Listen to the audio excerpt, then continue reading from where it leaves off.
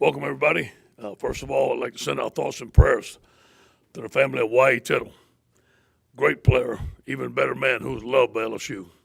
LSU Hall of Fame, Louisiana Sports Hall of Fame, Pro Football Hall of Fame, one of the toughest guys to play the quarterback position. He'll be sorely missed. We're looking forward to get back into Tiger Stadium and seeing Death Valley come alive on Saturday, man. I just can't wait. Can't wait to see the 2007 championship football team, seeing the goal game, seeing our fans, 102,500, cranked up, ready to go 2:30. CBS TV, what a great day it's going to be. Going over the game from Florida, some team positives. First of all, I was proud of our team, proud of our coaching staff. Came together under adverse conditions, got on that plane with one thing in mind, was to win, and they did it. It was a great team win. On offense, 9 of 16 on third down. Ball security, 0 turnovers, never blink, next man up. At one time, 3 true freshmen, 1 redshirt freshman on the offensive line in the swamp going down the field. I was proud of those guys. I was proud of the team. We never blinked. And you can see the enthusiasm on the sideline. You can see us cheering for each other, the way the Tigers ought to play. Great energy and passion. Clock management, excellent job on the last 2 drives. We finished the first half with a scoring drive and the second half, and we started the second half with a scoring drive. I thought it was a tremendous job by offense. On defense, we felt like we had focus and attention and detail in our meetings all week. You could just feel it. There's a different vibe going on. We played physical football. We played with good effort. And as Dave Aranda says, we played with grit. And there was some grit on our football team. You could hear the guys on the sideline. We're going to stop them. We will not be denied. Leadership came through. Very proud of the team. On special teams, the first kickoff to tackle the 17-yard line on open kickoff set the tempo. 2 punts down inside the 15-yard line. Great field position. Excellent kick coverage on both the punt team, -1 yard return average, and kickoff 17 return average. Things on offense that we want to improve. Missed assignments. Eliminate the 2 pre-snap penalties. On defense, tackling, perimeter run fits, eye discipline, and pass defense. These are all things that we can fix. Special teams, we can't kick the ball out of bounds. That was, although John has been kicking the ball very well, that was not the time to kick a ball. There's never a time to do it, but that was not the time to do it. On Auburn, Auburn's 4-1, 3-0 in the SEC East. Very good football team. Very physical football team. They want to run the football. This is going to be a challenge for the LSU Tigers, but we're going to be ready for it. On offense, they're a spread offense led by Gus Malzahn. 7 returning starters, averaging 450 yards a game, almost 36 points per game. Top players are Stidham, the new quarterback, Kerryon Johnson, who's a very physical running back, 6 foot, 225, has over 500 yards and 12 TDs already. Ryan Davis, junior wide receiver, leading receiver, 31 catches, 250 yards. The right guard, Braden Smith, is one of the best guards we faced last year. He has the respect of our defensive line. He's doing it again this year. I think the guy's one of the best linemen in America. On defense, I know Kevin very well. He's a good friend of mine. I'm very happy to see Kevin doing a great job at Auburn. He has the number 13 total defense in the NCAA, and he's coaching very hard. And as we all know, Kevin's a good man and a great recruiter, and like I said, he's a good friend of mine. 7 returning starters from 2016. He's only given up 287 yards per game, 111 on the ground, only allowing 13 points per game, which is 6th in the nation. Very stingy defense. They have forced 5 fumbles and 4 interceptions. Their top players on defense, Deshaun Davis, number 57, middle linebacker, has 29 tackles. Trey Matthews, safety, 24 tackles. Derek Brown, the guy I tried to recruit, it's a mountain of a man. He's going to be a first-round draft pick. Very destructive, 21 tackles, 2.5 sacks, 5.5 tackles for loss. Very solid on special teams. Any questions?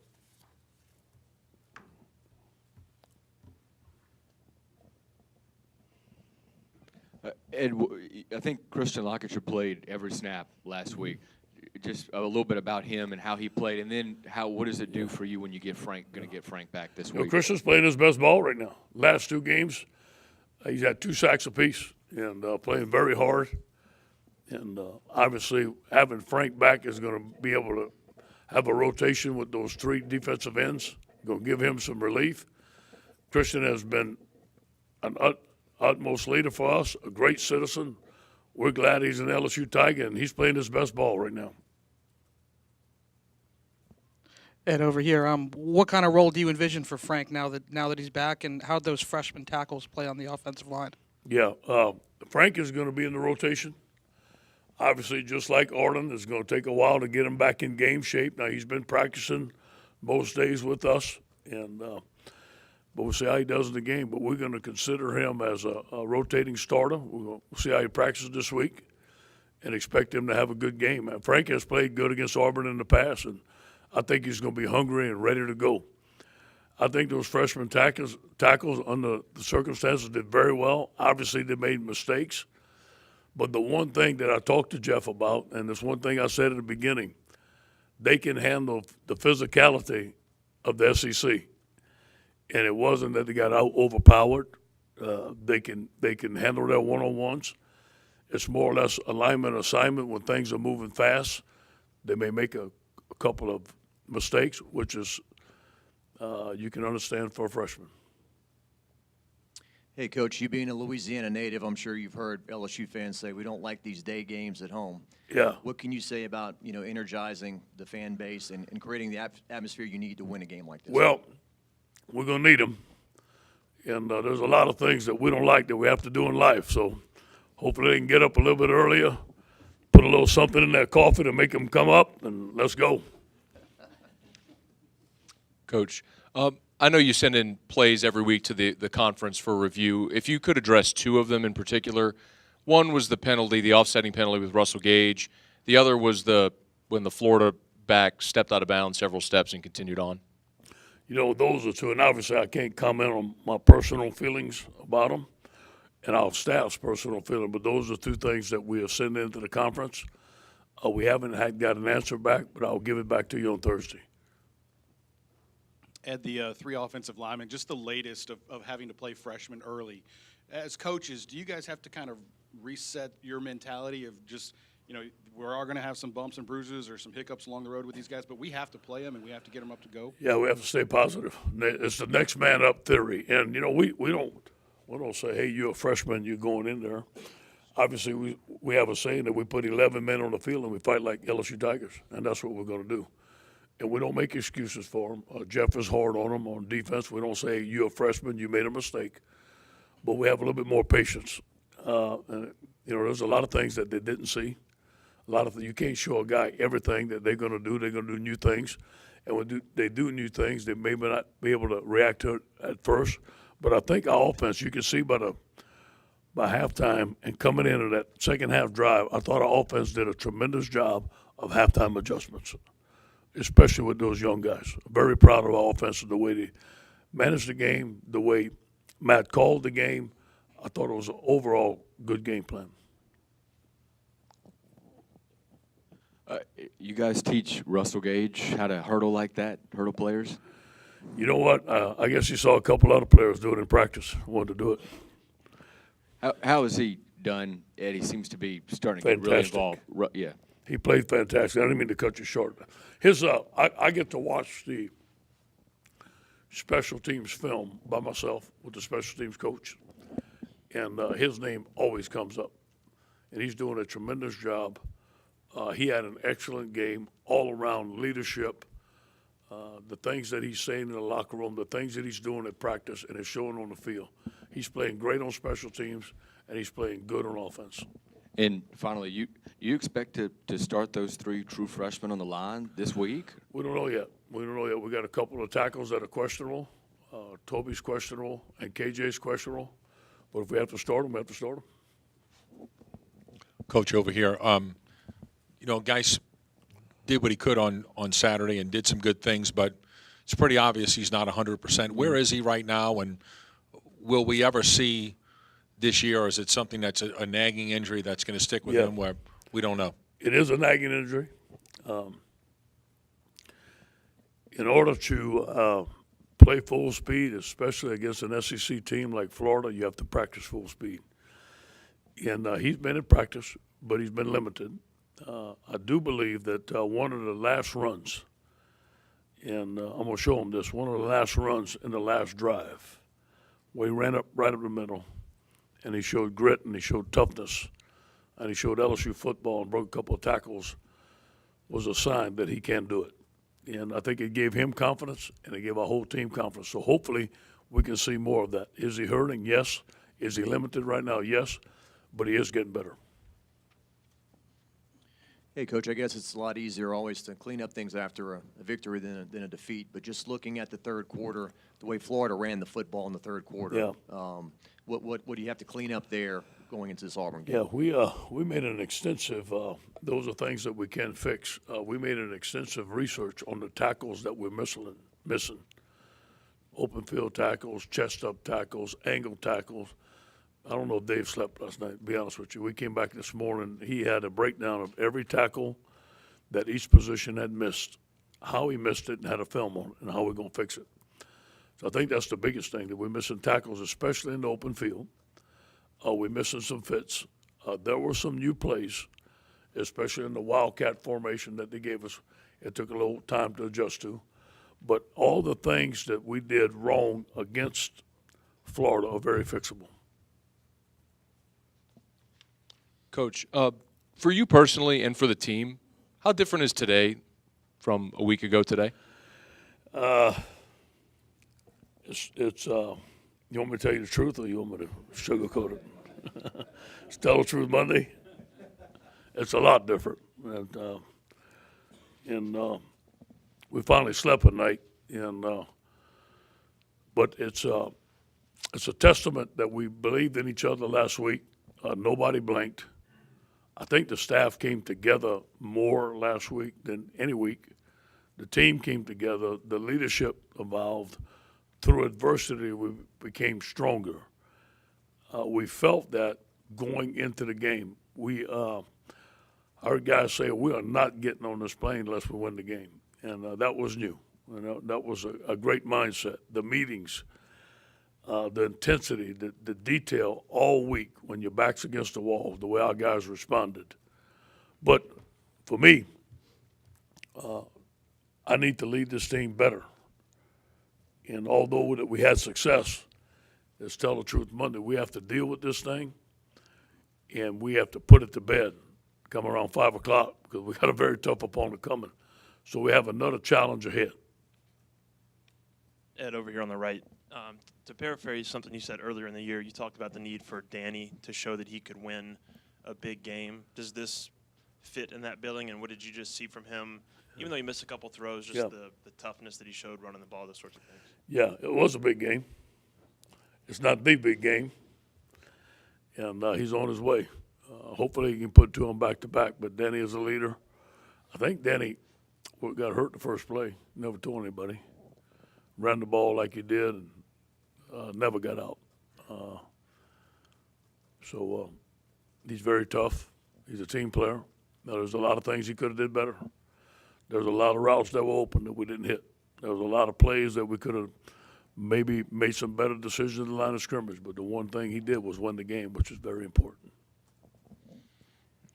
Ed Orgeron is so essential to your run defense.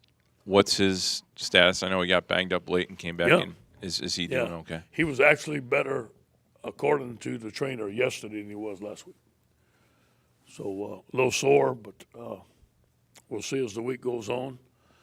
Probably be limited during the week, but having him out there and having his presence and his toughness and his leadership means the world to our defense. And I know having Frank back this week is going to give a boost to our defense.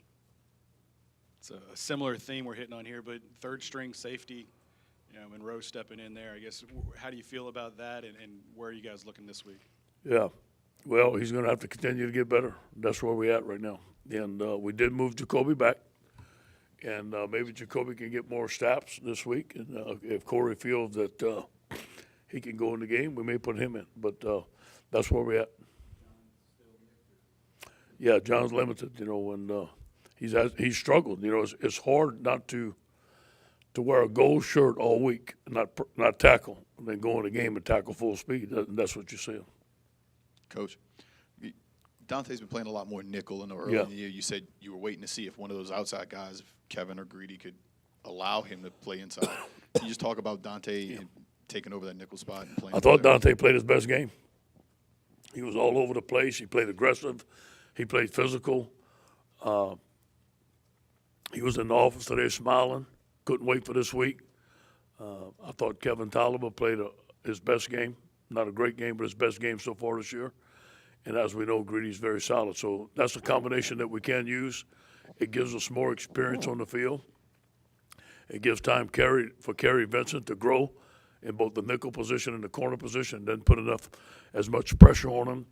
As you know, when you play in these teams, that nickel position, he's got to play the run and the pass, and he got to know where to fit in the run, got to know where to fit in the pass, got to know when to blitz, when not to blitz, make the checks, flip the formation. There's a lot of things that nickel needs to do, and a more experienced player can do that. Coach, this team has really improved with penalties. How are we going to keep that trend going this week? Can you say that again, ma'am? This team has really turned around with penalties so far this season. How are we going to keep that trend going this week? We keep on focusing and on the positive and harping on it.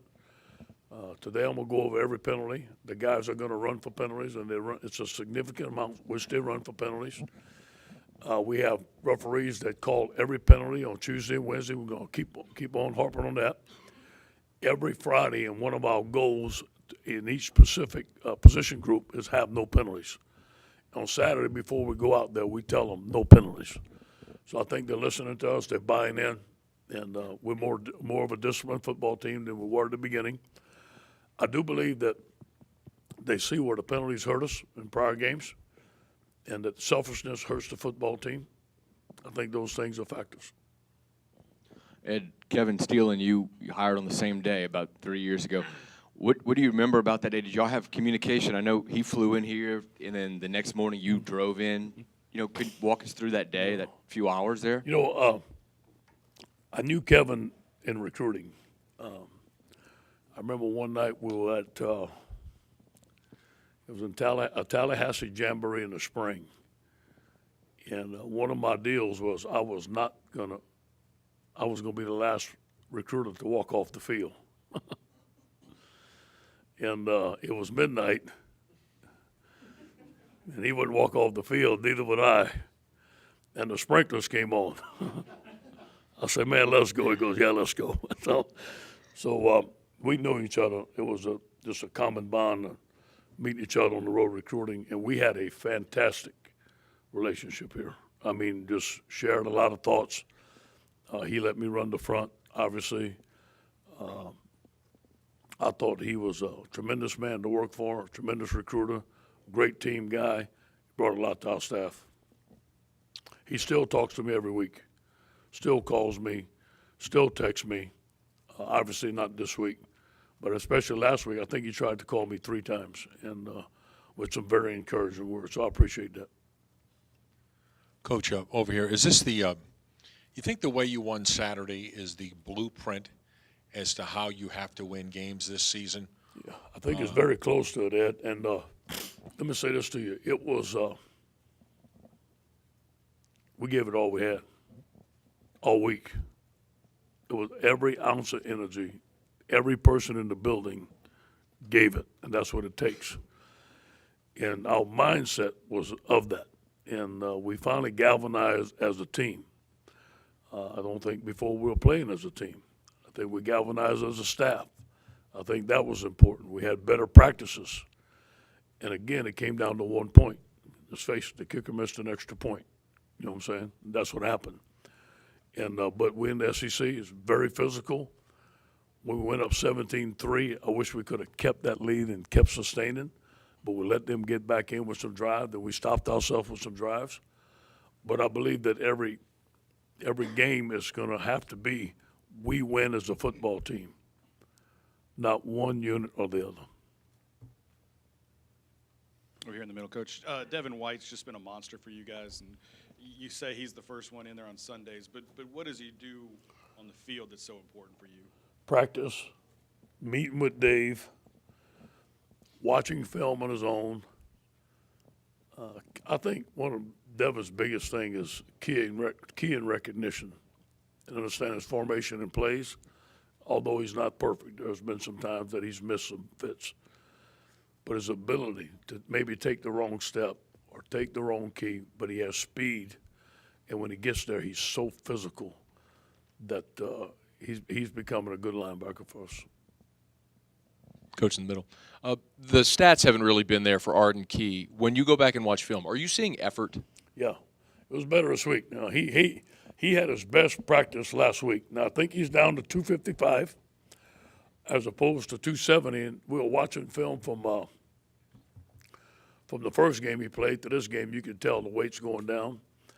On that screen, he missed a tackle right there, but that was a great recognition on him. His pass rush needs to get better. It's not where it needs to be, but he's trying his butt off now. I mean, the guy's a team player. He wants to do well. He has best week of practice. So, Ed, after watching the film, did you think Derek Dillon was targeting? And also, you've had 3 guys this year now. yeah, he hit him. He hit him in the head. And, you know, the kids, Derek Dillon doesn't have a mean bone in his body. He would not do anything that was selfish or non-disciplined. It was just a bad hit. He did hit him in the head. And, you know, he was hustling. He wanted to make a play for his teammate. Beginning of the game, we're all fired up, but you got to lower your head. You got to hit him right here. You can't target right there. I don't think he made on purpose to do it, but he did do it. Coach, Connor Culp had a pretty long field goal at the end of the Chattanooga game and then made this one this week. Is he starting to instill some confidence as the kicker? I'm glad he made it. Does he not? How does he practice? Does he make him He did practice? good. They really did. They really did. You know, and Jack has too. Look, they both two great young kids. I love them to death. I mess with them all the time. They know that. But we got to get better. I mean, we just got to get better. Coach, with the success you had with the extra meetings last week, do you change your regular schedule of meetings for the rest of the season, or are you back to where you were? We're going to do what we did last week. Coordinator and AD and coach meeting too? Or? No, I don't think we're having that. Okay. What was the difference with the defense between the third quarter and the fourth quarter? Whether the back-to-back drives, the touchdowns, and it just seemed like it shut down after that. You know, I really feel, T-Bob, when they missed that extra point, that was it. We clicked. We can win this game. They don't score, they won't win. And I think that was our battle cry. And, you know, we had a great pass rush. We had some sacks. We got them deep in their territory. That punt was outstanding. I just think their grit and their will to win. They was on the sideline. We are going to stop them. We will not lose this game. Now, it's something for the head coach to say, which I'll always say, or an assistant to say. When you have 10, 11 guys doing that and believing in each other, that's the difference. All right, guys, have a good day.